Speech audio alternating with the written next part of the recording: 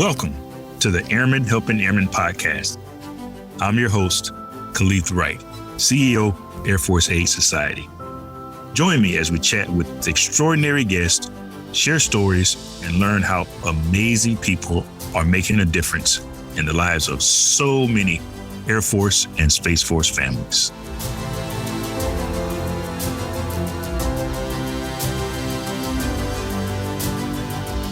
Welcome to the Airmen Helping Airmen Podcast. I'm your host, John Farrell, Chief Operating Officer of the Air Force Aid Society. Join me as we chat with extraordinary guests, share stories, and learn how amazing people are making a difference to the lives of so many Air Force and Space Force families. I'd like to first begin by introducing our guest and telling you a little bit about his background. His name is Errol Doebler. Errol served as a SEAL team member and surface warfare officer in the United States Navy for 8 years. He began as a ship driver, 91 to 93, and then became a Navy SEAL, 93 to 99. Obviously, he had service in Afghanistan as a result. Errol decided to lead the SEAL teams after a career-ending injury. And despite many of his professional successes, he would follow up with unexplainable self-sabotaging behavior, some of the things that we'll talk about later. As he left the military, he decided to become a special agent for the Federal Bureau of Investigation and did that for 13 years. He specialized in counterterrorism operations across the globe as a SWAT operator. And he is the recipient of the FBI's second highest award for bravery, the Shield of Bravery. After 13 years, he decided that he would leave the FBI at a massive frustration with what he considered incompetent and destructive leadership. Over these many years of his life journey, he's came to realize that no matter what professional or personal hardships he's experienced, that sometimes these things repeat themselves. So one account of these purposes and principles will be found in this interview as we go through today. There's a process that could be followed, and as a result, Errol is now an author. He wrote the book called The Process, Art, and Science of Leadership: How Leaders Inspire Confidence and Clarity in Combat in the Boardroom and the Kitchen Table. Simultaneously, he decided to start his own organization, his own consulting firm called Leader 193, where he currently employs the process, art, and science of leadership in a variety of ways with corporate clients across the world. During his time as a Navy SEAL and FBI agent, he designed a 5-step process for effective leadership and tested it in the most high-stakes, high-stress environments possible. And after proving that it had success in the field, he's now integrated into corporate and business philosophy across the world. His true process of leadership comes not only from his impressive resume, but just like all of us who have trials and tribulations in life, it takes into account his stumbles, mistakes, and unmitigated self-sabotaging screw-ups, his words, not mine, instead of his resume. He's had multiple academic and conduct review boards while attending the United States Navy, and it brought him to the brink of expulsion numerous times. A little bit of a rebel. We'll talk about maybe his rebel ways when we get through that. His near removal from the Navy as both a surface war officer and special warfare officer for conduct unbecoming an officer was also in play. His poor personal decisions put a black mark on his professional reputation that he worked so hard to build over all those years. But through all of this, he's came out on the other side and was saved to be considered an excellent leader. He's a top-note key speaker across the globe who inspires and motivates audience to become the best versions of themselves as both a leader and individual. His educational accomplishments is a BA in political science from the United States Naval Academy, right down the road from where I'm sitting here in Annapolis, Maryland. And just like everyone else, he has a lot of social media links that we'll make sure that we include for you at the end of this presentation. So having said all that, Errol, how you doing today? Tell us where you're meeting us from this morning. I am meeting you from Carbondale, Colorado. So that's just about 20 miles outside of Aspen. So we're deep in the mountains here. Okay. All right. Well, that sounds like a beautiful place. You know, I've been obviously around Colorado Springs area, and if it's anything like that, I'm sure it's beautiful. Well, we're about 3 hours from Colorado Springs, but you know, we just moved out here a little over a year ago from the East Coast, from New Jersey. I'm originally from New York, and but we haven't looked back. The kids love it, you know, the nature, the whole thing. So Colorado is our new home for sure. And it still looks like you're still pounding a little bit of you're in great shape still, which is a wonderful thing. So obviously you must keep up the workout regime. Well, we're trying. We're trying. That's a lot of what we try to employ with our clients. Just the real necessity besides the aesthetics of exercise, but a whole topic if we choose to cover it. That's awesome. I'm a big time runner, so I can appreciate what you're talking about. So having said that, let's start from the beginning of your career, Errol. Can you tell us a little bit about your background experience in the United States Navy, besides what I may have mentioned, and what inspired you to join the Navy? Yeah, it was an interesting story about getting to the Naval Academy. I didn't come from a big military family, and I didn't have my sights set on the Naval Academy from a young age or anything like that. I was a lacrosse player in high school. That was my primary sport, which I was going to go to college to play. And, one day my coach sat me down and said, "We've got to start figuring out where we're going to send you." And I just kind of said the Naval Academy. My neighbors went to the Naval Academy, so I was exposed to it. I saw some really cool pamphlets. And, in one of those pamphlets that I saw that my neighbors gave me when I was probably, 10 or 12 years old, there was a small section, because back then, and now we talk about dating ourselves, this is early 80s, maybe even 70s, small section on the Navy SEALs. And it was, back then, there was no information. So it was like 4 paragraphs and a picture of some guys in those UDT shorts. And for some reason, the ambiguity of the paragraph spoke to me. Like, what are they trying to say here? So I think maybe that was in the back of my mind, for a while. And then when it came time to decide where I was going to go, and then once I got to the Naval Academy, that's when I started to recall my kind of interest in the SEAL teams, and then that just became the dream to join the SEAL teams. Well, I can understand the lacrosse thing. Being a Maryland boy and growing up here, lacrosse is king, especially as you get closer to Baltimore, the University of Maryland, and obviously the academy, like you talked about. That's great. So now you obviously, most people, when they hear the word SEAL, they understand that. They understand the Hollywood aspect of it, is what I would say. But tell everybody what a ship driver is. What does that mean? You did that your first couple of years, and then I assume you applied for and ultimately became a Navy SEAL. Yeah, for sure. So at the Naval Academy, there's a certain number of billets. You get your commission, to the Navy when you graduate, and they have this thing called service selection night, and you go and pick where you're going to go. And certain billets, like the SEAL teams, had a limited number of billets. So they went by class rank. They had only 10 billets that year, and I was number 11. So I didn't get it. And I remember standing there looking at the board, being pretty distressed. And one of my instructors, he was a Navy captain, came up to me and said, "What's wrong?" And so I told him, I said, "I don't want to be on a ship, and that's where I'm going to go." And I was distraught. And he says, "Well, what ship are you looking at?" And I said, I don't care. He goes, "Well, hold on." So he said, "See that ship right there? It was the USS Monongahela." He goes, "That's an oiler." And he goes, "The oilers are out to sea all the time. Pick that ship." And I was like, "Sir, didn't you just hear what I said? I don't want to be on a ship, and I certainly don't want to be out to sea all the time." He said, "No, if you want to be a Navy SEAL, you have to get your qualifications quickly, okay? And you have to do them faster than everybody else because it's going to be competitive. And the best way to do that is to do a great job on that ship." And he was right. That's exactly what I did. So surface warfare officer, we're out at sea, right? Controlling the seas. And I was on the ship. We'd say USS Monongahela, supplying the fleet. So there's a battle group. We'd go in and, we'd be on station for, sometimes a day, refueling the entire battle station. It was a grind. It was thankless. And it's one of the areas of my background that I don't talk about a lot, not because I'm not proud of it. I am proud of it. It's just, it's not sexy. People don't really love to hear about it. But, now as I grow more and more into this role, I'm more confident bringing the less sexy but very applicable aspects of the Navy, to light. So that was it. So, and they were good to me. I told them early on that I wanted to become a SEAL. A lot of people said, "Don't do that. The surface warfare fleet, they'll eat you up. They won't let you do what you want." And I was like, "Well, I've got to take a chance. I've got to tell them what I want to do." And they were super supportive. They helped me at every aspect to get my qualifications and supported me in my lateral transfer. So yeah, that was my time in the surface fleet. Like I said, not so sexy, but in hindsight, I loved it. And I wish I had done a couple of things differently to let them know that how much I appreciated, what that community does.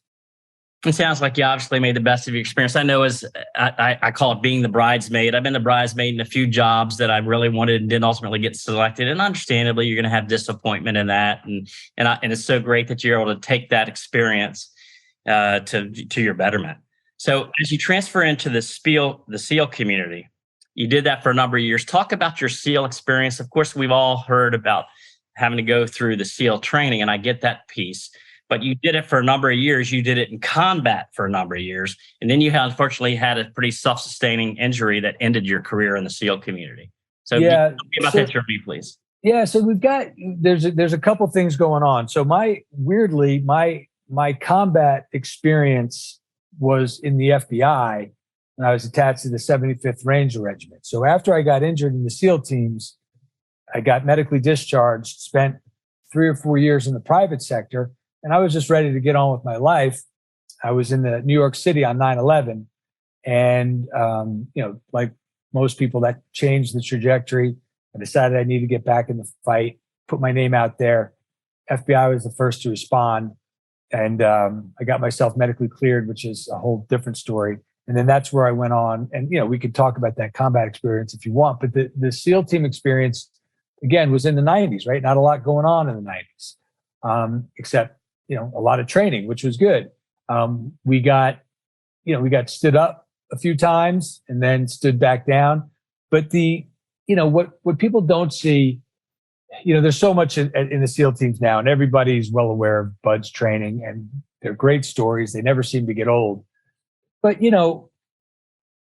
what you don't see is the Navy SEAL teams is still part of the military.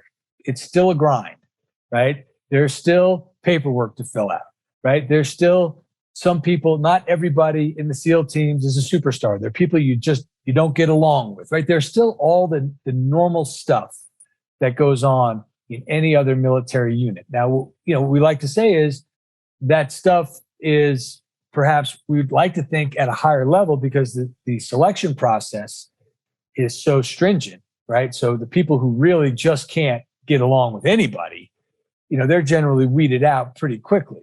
So, when we say that person is not a high performer, we'd like to think that's relative to a very high scale that we've got. But that being said, it still doesn't take away from the fact that it is very much a military unit. It is very much steeped in bureaucracy, like every other military unit. There is not an unlimited amount of money going to you. Maybe SEAL Team 6 gets a little bit of the benefit of the doubt of that money sometimes, but every other SEAL team, you're scraping for updated equipment and such as well. That said, it is the basis for most of my leadership philosophy. It's where I saw a lot of great leadership, and the poor leadership I saw, the good news about that was the outlying behavior. Poor performance and poor leadership, people would get surprised when they saw it. And that's a great thing because you're always going to find it. And it was still at a fairly high level, even poor performance. At the end of the day, though, they were very clear on performance standards. And even when you got into your platoon, outside of Bud's, right, you went and started operating, people got removed from their positions, right? It wasn't this, let me just promote them to a higher level type of thing, which you see in a lot of places, to include the military and certainly the private sector. So that's kind of the more mundane aspect of the SEAL teams. But I loved it. It was still a very high level place to be. But yeah, it wasn't perfect. And just like you see today, there's still plenty of reports out there. SEAL teams have their issues, but I think that they work very aggressively to mitigate those issues, especially around leadership. Great. So one of the things that we talked about, and it's so funny how we have comparables in life. I think back to my time as a young airman. I wasn't a very good airman initially. I became a good airman, but I talked back, needed a haircut, looked poorly in uniform, didn't do what I was supposed to do. And some of the things that you mentioned as I read your bios, you had some self-sabotaging behavior that ultimately resulted in issues for you when you were in the Navy. So would you share what happened and what you learned from that? Yeah, it was strange. I loved the military. I loved the discipline. But I guess as far as discipline kind of conformist people go, I was a bit of a rebel. And it wasn't always bad, right? It was, my delivery is really ultimately what needed work.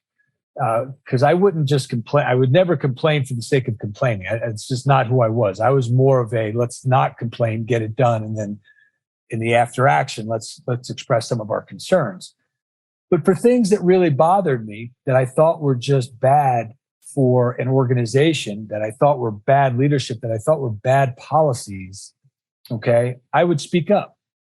And again, even in hindsight, the things that I would speak up, on, I don't think I was necessarily wrong, okay, to at least have the concern and say, I'm going to have the courage to express it.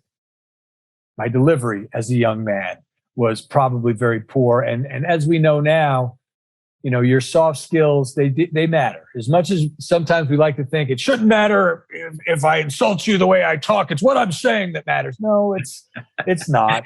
Yeah. Because if somebody is just off put by your tone or your attitude with what you're saying, they're not going to hear the substance of what it is. So, from that standpoint, I had the ability and the courage to speak out, to have my voice heard, to stand up for things that I thought were wrong.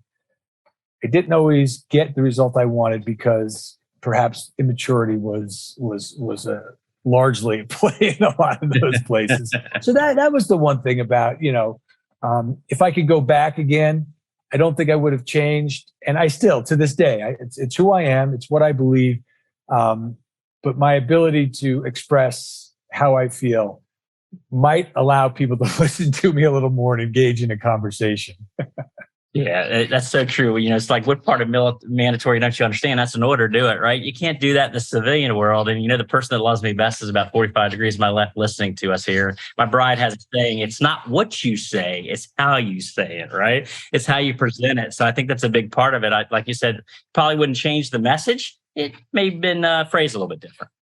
Yeah, for sure. And, in the military, it's a little different, right? Because you get orders in the military. And if you're going to start questioning those orders, whether they are administrative orders, on a Tuesday afternoon or, combat orders, it doesn't matter. They're orders. You're walking a finer line. The FBI was a little different because there's a tremendous amount of autonomy that you had as a special agent in the FBI, right? You weren't necessarily assigned cases. The good agents went out and found their cases, right? And they worked them how they wanted to work them, obviously inside the guidelines of what was required. So from there, it did take, and then, I started to learn this at the FBI a little better. You're presenting your case to continue on with an investigation in a certain way.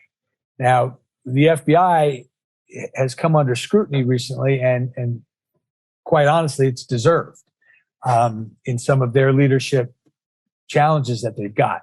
But what I will say, even in that environment of what I consider overall poor leadership, if you presented a case, and I was a pretty aggressive case officer, as you might imagine, if you presented your case logically, if you presented contingencies, like, I know this is dangerous and I know here are some of the things that could happen, but here's how we're going to mitigate it. Again, like your wife would say, it's not what you say, it's how you say it. When I was measured and thoughtful about how I said what I wanted to say, even when the leadership disagreed with me, I got a lot of my stuff approved based on, so that was a place where I was able to still take some of the lessons from the Navy SEALs from a personal young man and maturity standpoint and apply them. Now, that's not to say ultimately in the FBI, obviously I left because I was frustrated with the leadership. So there's some of that. But, generally speaking, how you say what you want to say matters. So that's a great segue, Errol, into something that you're passionate about, leadership. So I guess the magic question would be, how did you become an effective and excellent leader? What roles did you take out of the United States Navy and the FBI that can be shared with our listeners and watchers on the Vodcast here that would be useful for them in their positions? Yeah, and a lot of it, I'll give you the Reader's Digest version, obviously, but a lot of it came from traumatic brain injury that I suffered that I didn't know I suffered from for over 20 years. And that kind of validated my own process. And I know that your audience will probably, there's obviously interest in the military about traumatic brain injury and what we do with it. So if that's something that we want to move towards, we can, because it's related. But what I figured out was, okay, and this was in hindsight as I put it together formally, but I could always remember places in my leadership journey where I did these things I'm about to describe. Because I would look at myself and say, okay, I had some tremendous successes as a leader. Okay. And then like we talked about, I had some tremendous failures as an individual and a human being. And I went back and I said, well, why? What the dichotomy between those two things even to me was striking. Why sometimes would I be able to operate in the most stressful environments and have people tell me on a number of occasions, I've never seen an operation go like that before. That was the best I've ever seen under dire circumstances. And at the same time, have people tell me, I can't understand how somebody like you behaves like you do. Like you are going to get yourself booted out of this organization. How does that work? So when I went back and I looked, I said, what was happening when things went right and what was happening when things went wrong? And there was a formula, and it was the same formula all the time, right? And this is the problem-solving formula that is the basis of what I try to present to people. There is a trigger, whatever that trigger is, that generates an emotion. Okay, that happens. So whether you are planning a military operation or you're walking into a room and you see somebody you don't like, there's a trigger, there's an emotion. Okay, and then we fall back on learned behaviors based on that emotion that we're probably not even aware of. Right? We automatically go to those behaviors, and however ill-conceived it may be in your head, you're making a plan to address what's happening in front of you. Then you act, and then you, in some way, shape, or form, reflect. That happens no matter what. Okay, so if we can be aware of each one of those elements, we're going to start making better and conscious decisions. And then when we reflect, be able to say, well, that was a great success. I can repeat it. Or that was terrible. Where in that process did I fail? So every time I had great success, which was usually in the actual work environment, right? Doing SEAL operations, doing something that if you did it wrong, somebody might get hurt, there might be mission failure, or God forbid, somebody might die. I was always aware of the emotion that was triggered by what was happening. I can just think back a million times going, okay, this is happening and this is scaring me. That's allowed. What is the behavior I need to go to now based on this emotion I'm feeling, which is, in this case, is fear? I need to go to a very focused calm and a very focused reflection back on our plan, right? So the fear, I wouldn't do this, or, fade. I go, all right, I'm fear. I know I have fear. I know I need to now consciously calm myself and focus on the elements of our plan, right? And then I would go to the plan, right? SMAC, situation, mission, action, command, control, communication. That formula is applicable everywhere. So when I had great success, that was the formula that I followed. Out in town, or maybe just administratively, I didn't. There was a trigger. Do this report.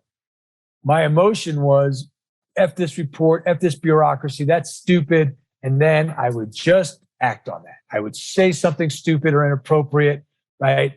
Instead of going through the process that I went through when it really mattered.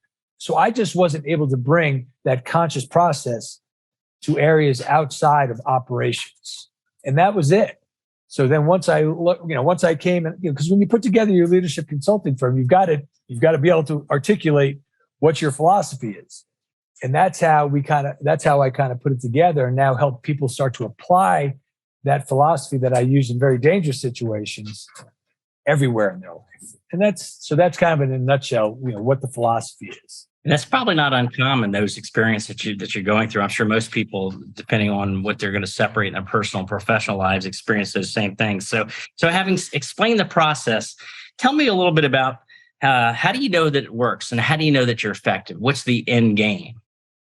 Yeah, so the end game, there's a couple of end games, first of all, is conscious decision making.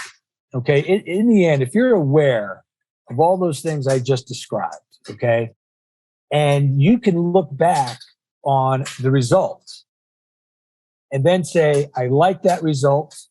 That was good. So therefore, I can repeat everything in that process again, and we'll get the same result. So now it's repeatable. Okay. Likewise, you're making conscious decisions. You don't like the result. You can go back and say, where did I fail? So for example, you're going into your team meeting for your sales force. Okay. And you've asked everybody to really dive into the new, sales management software that everybody hates. There's a new system in place. And you said everybody will do, put 5 of your best, your top prospects in there, and we're going to start using this thing. And you've got a week to start filling it. We go to our weekly meeting, and I look and see nobody's done it. And I'm furious as a leader, right? Now, there's the trigger. Everybody ignored me. There's the emotion, anger. Now I say to myself, okay, what am I going to do? How am I going to act on that anger? You might say, I am going to go with the anger. I'm going to act angrily. All right. And then you go in and you make your plan and you say, okay, my mission is to, scare people straight. And I've got a series of actions and I'm going to do that, right? Whatever. And the meeting ends and 3 people go to human resources to complain about your conduct and 2 people quit because of what you said. I can look back on that. That's not a failure in my mind, to the degree that I can look back on it and go, okay, where did that go wrong? Well, it went wrong in my conscious decision to allow myself to act on my anger. All that teaches me is that's not an instinct I can trust. So I've just learned something. I can't trust when I get that anger feeling to say, okay, I'm going to act on that anger. Some people can. So now I've just learned something. Conscious decision-making process. Next time we go through, there's a trigger. There's the anger. I remember, wait a second. Last time I consciously acted on this anger, bad things happened. Let me try something else. Let me try logic. Let me try compassion. Let me try whatever it is. So that's the end game, first and foremost. Conscious decision-making based on the elements that you go through all the time. Makes sense, right? Or not. Yeah. So that's the end game. How do we know it works? Well, again, if you can go back and do that process I just told you, then it works. Second of all, people like to say, I act on instinct. I've been doing this a long time. And I said, that's great as a leader. But what you can't do, if that's all you're going with, is what I just described. You're going to have trouble repeating successes, and you're not going to be able to identify where the failures occur and why they occur and the very specific place you need to address. So that's the one thing about acting intuitively. And I tell people, look, even if you're a success, you have to understand your intuition because you need to train people. You can't hold people accountable to your intuition. You've got to give them that process. So everybody kind of gets with that. So that's kind of the end game on where my process is. Conscious decision-making, so you can repeat successes, you can train on that thought process, that problem-solving process, and you can find problems and where they occurred quickly and adjust for them. Well said. So that's a perfect segue to the other side of the coin. So you had stated earlier in the conversation that you left the FBI due to incompetent and destructive leadership. So what are some common mistakes, other than what you've expressed already, that leaders make in a continual fashion? Well, so I'm getting more comfortable talking about my time with the FBI. It's been several years. I left I left on my terms, which is fine. But I was angry because I loved being a special agent, right? I loved working cases. I loved the actual job. So which should give you an indication of what my frustration was. So what was some of the frustration? One of the biggest things was, like I told you earlier, if you are an aggressive and good investigator, special agent, you'll find your own cases inside of, the area that you've been assigned to work. Right. So I worked terrorism, and my area of operation was the former Soviet republics, Afghanistan and Pakistan. And back in 2003, that's all that mattered, right, for terrorism. So I would find cases, right? You do your research, you recruit sources. I was very good at recruiting sources.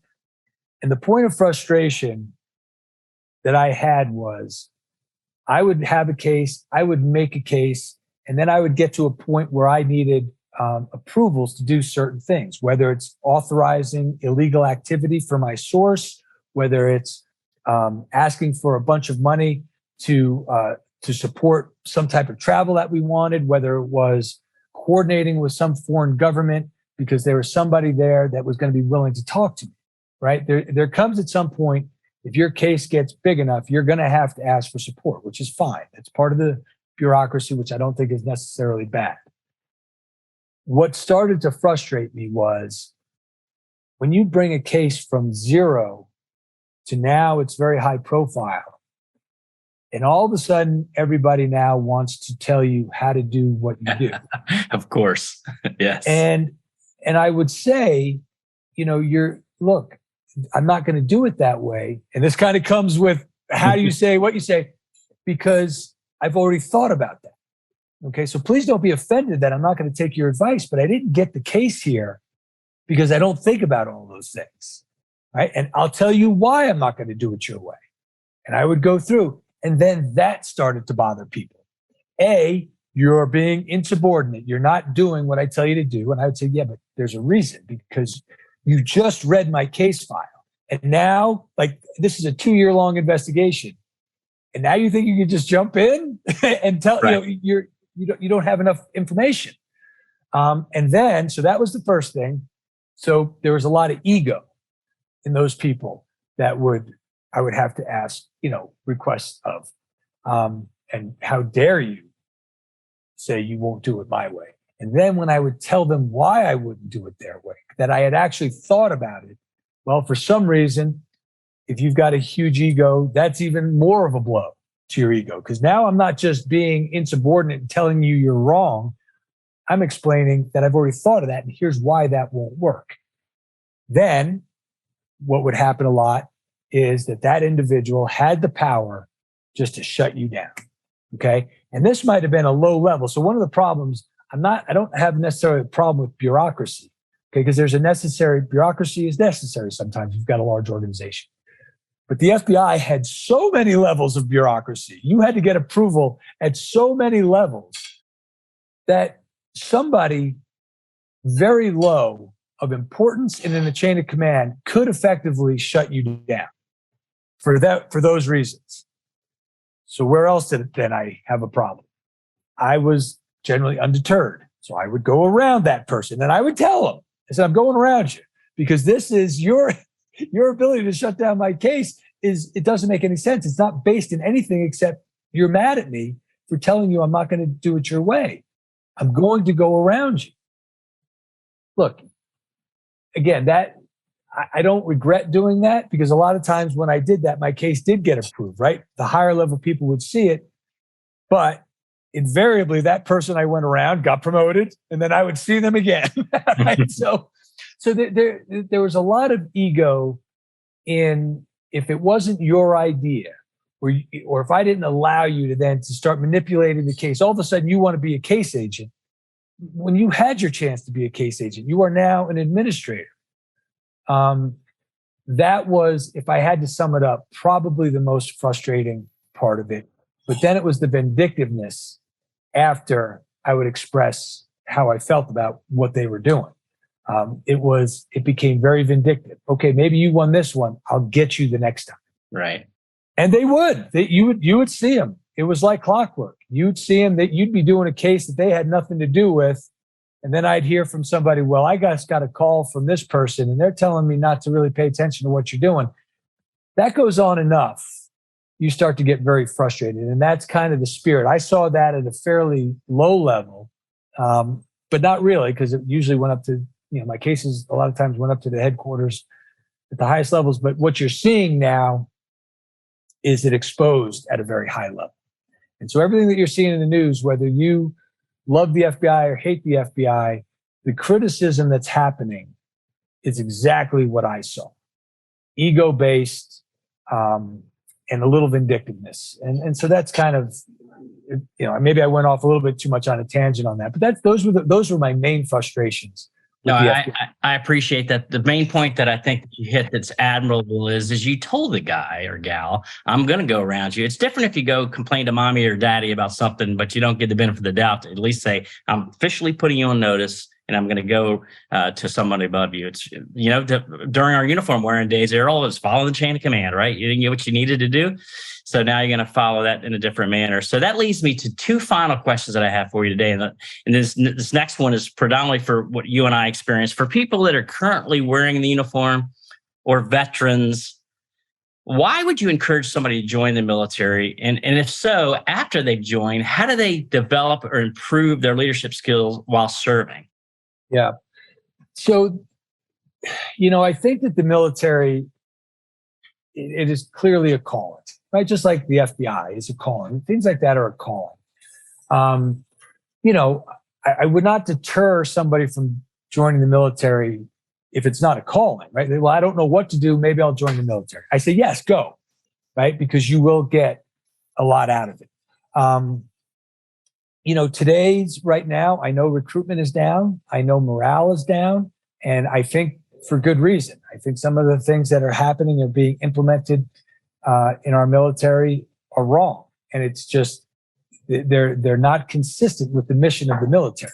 But there's a reason everybody gets their head shaved and the ladies get that cut, like they look like, a little boy when they join. And it's a reason everybody wears a uniform. It's because we are all the same. We are the same. We do not care if you came from a rich background. We do not care if you came from a poor background. We do not care what color of the skin you are, or we do not care what your religion is. We are now military people. Okay? Now, what I would tell people who are like, wait a second, I don't want to be a robot. No.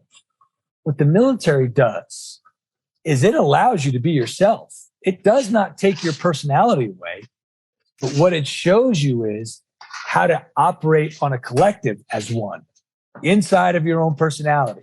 And that is the beauty of what the military is, even though sometimes it looks like it's trying to be taken away a little bit, right? The ability to act as a team while you can still express yourself as an individual is the beauty of the military.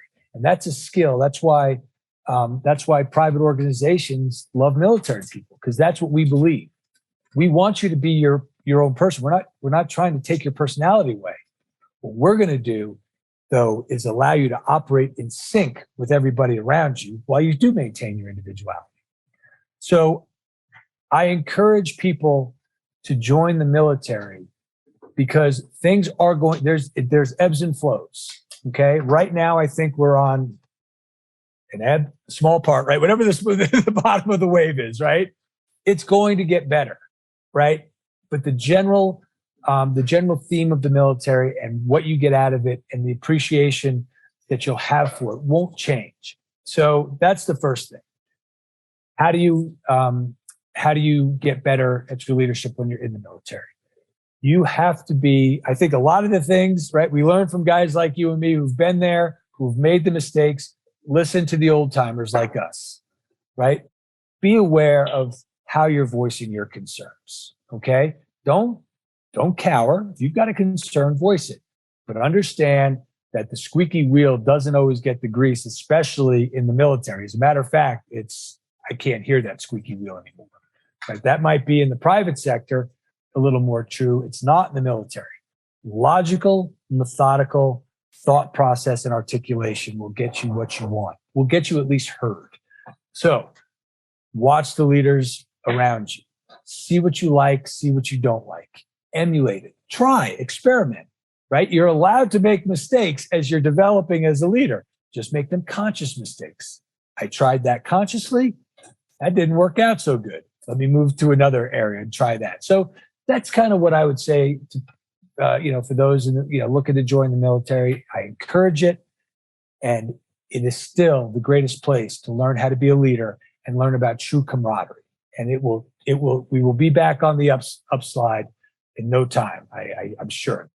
Thank you. I agree. I totally agree with you. So I always like to conclude, Errol, with this question. One of my fans is an old guy like you and I named Dan Rather. And Dan Rather does a show called The Big Interview on Access TV. And he interviews everyone, politicians, world leaders, celebrities. And he always concludes this with this question in every interview. What question should I have asked you that I didn't ask you? Mm-hmm.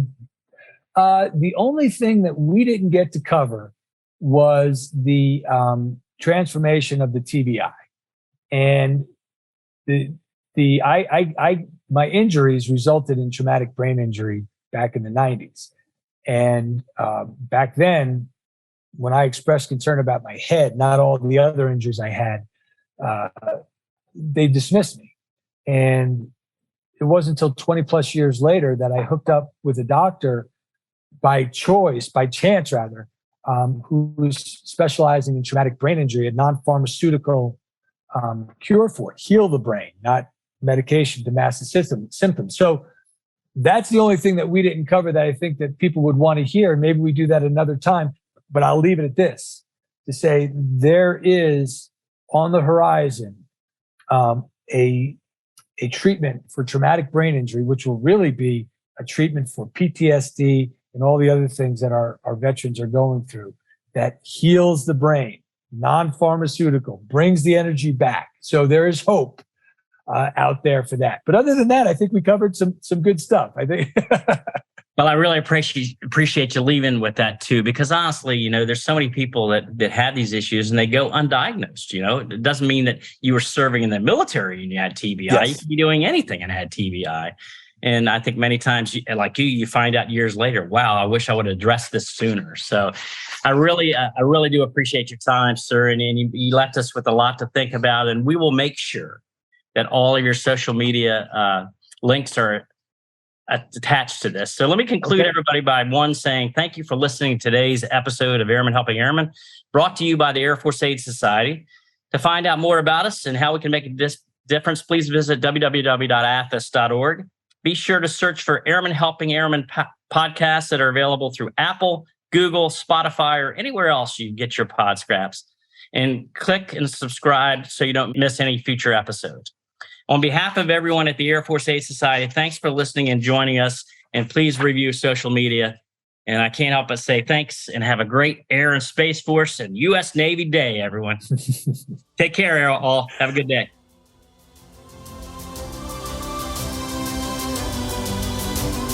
Thank you for listening to today's episode of Airmen Helping Airmen, brought to you by the Air Force Aid Society. To find out more about how we make a difference, visit afas.org.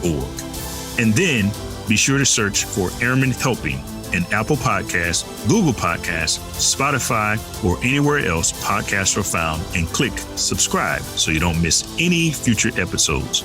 On behalf of everyone at the Air Force Aid Society, thanks for listening and join us on social media.